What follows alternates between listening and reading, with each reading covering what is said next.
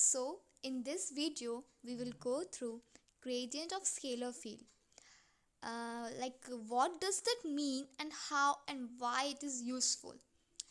First we need to understand the concept of scalar field. In mathematics and physics, a scalar field associates a scalar value to every point in a space. The scalar may either be a mathematical number or a physical quantity. Examples used in physics include the temperature distribution throughout space and the pressure distribution in a fluid. So basically, scalar field is a field for which there is a single number associated with every point in a space. Like हमने यहाँ पे example लिया है temperature का, तो हम यहाँ पे रूम ले लेते हैं. उस रूम में हर पॉइंट पे टेम्परेचर इवन रहेगा. एंड प्रेशर लाइक सबने पास्कल्स लॉ पढ़ाई है, तो उसमें जो रहता है pressure at all the points remain same. So like that. Okay, next slide. Gradient. So what is gradient? Gradient is a slope that represents rate of change of one variable with respect to other variable. We can also say that gradient is a measure of how steep a slope is. The greater the gradient, the steeper a slope is. The smaller the gradient, the shallower a slope is.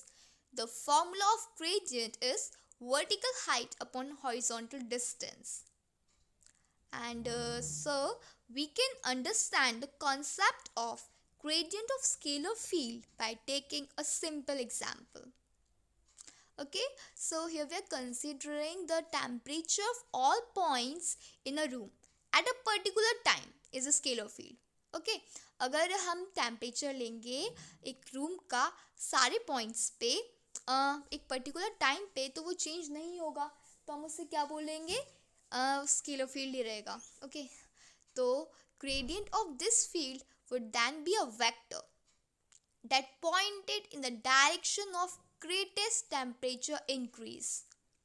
अगर हम इस scalar field का gradient निकालेंगे तो वो एक vector आएगा. Obvious सी बात है, हम आगे जाके पढ़ेंगे कि ग्रेडियंट कैसे निकालते हैं.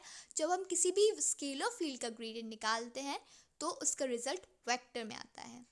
ओके, सो जो वेक्टर निकलेगा हमारा, वो हमेशा ग्रेटेस्ट टेम्परेचर इंक्रीज की तरफ डायरेक्ट करेगा.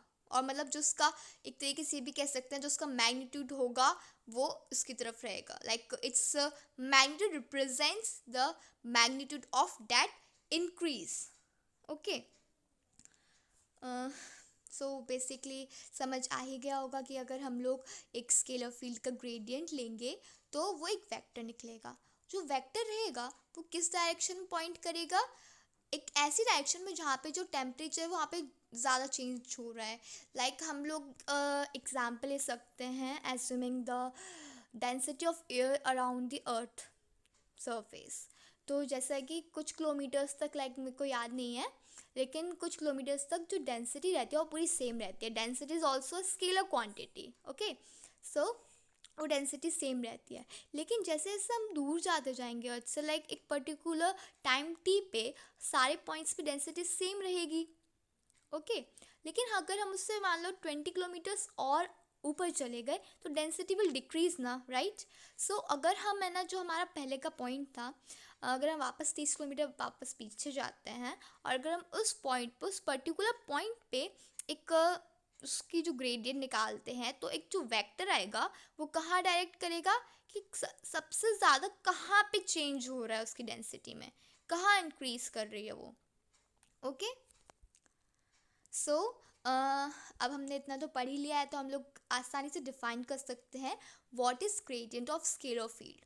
Okay, so the gradient of a scalar field is a vector field whose magnitude is the rate of change and which points in the direction of the greatest rate of increase of the scalar field. हम लोगों ने example लिया था temperature. तो अगर हम temperature का निकालेंगे, टेम्परेचर का अगर हम निकालेंगे तो क्या आएगा, इट्स मैग्नीट्यूड एक वेक्टर आएगा ग्रेडियंट ऑफ टेम्परेचर का, जो वेक्टर रहेगा वो कहाँ पे डायरेक्ट करेगा, जहाँ पे सबसे ज़्यादा चेंज हो रहा हो, okay, greatest rate of increase, और उसका मैग्नीट्यूड रहेगा वो भी उसके इक्वल रहेगा, ठीक है। सो एप्लीकेशंस ऑफ स्केलर फील्ड। सो हमने इतना पढ़ लिया है ग्रेडियंट ऑफ स्केलर फील्ड के बारे में। अब कोई भी चीज़ हम लोग फालतू में तो पढ़ते नहीं है, राइट।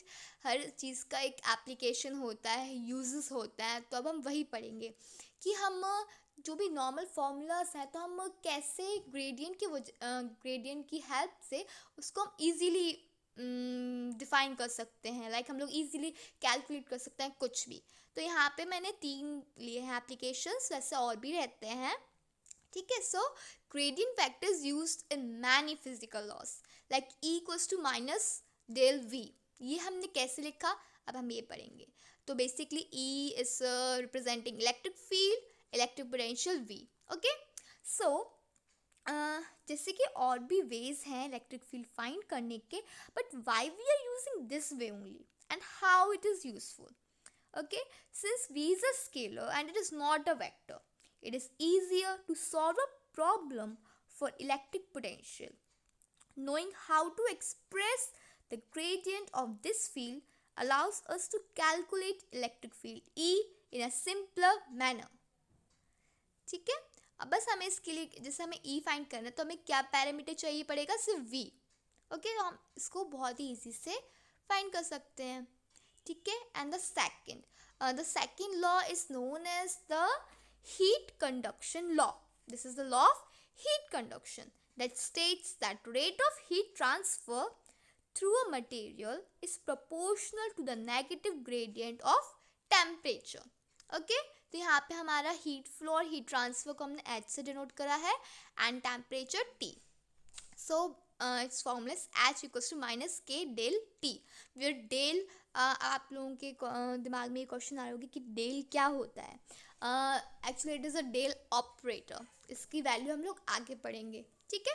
अभी आप इसको कंसिडर कर सकते हैं वेरिएबल की तरह, sorry it's an operator, okay.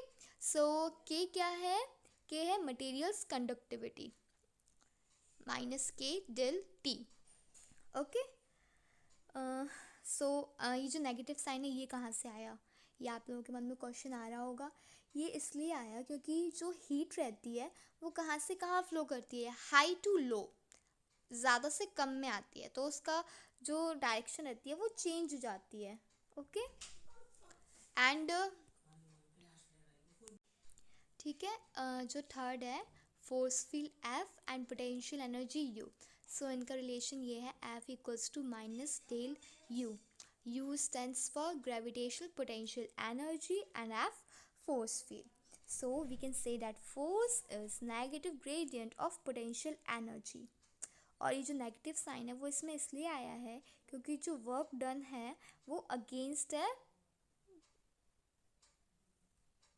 Increasing potential के, okay. The direction of work done is against the direction of potential energy that is increasing. And first वाले में ऐसा है negative sign like electric field and electric potential V। So जब V increase करता है तो जिसकी डायरेक्शन है वो अपोजिट हो जाती है, okay, so we always use the minus sign. So gradient of scalar function, हाँ, तो इसमें हम लोगों को डेल ऑपरेटर की वैल्यू पता चलेगी and we will get to know how we can solve it, how we can find the gradient of a scalar function, okay. So considering phi x, y, z which is a scalar function, the gradient of a scalar function phi x, y, z is defined as gradient phi equals to del dot phi. Del dot phi equals to del phi upon del x I plus del phi upon del y j plus del phi upon del z k, okay। So thank you, I hope सबको समझ में आया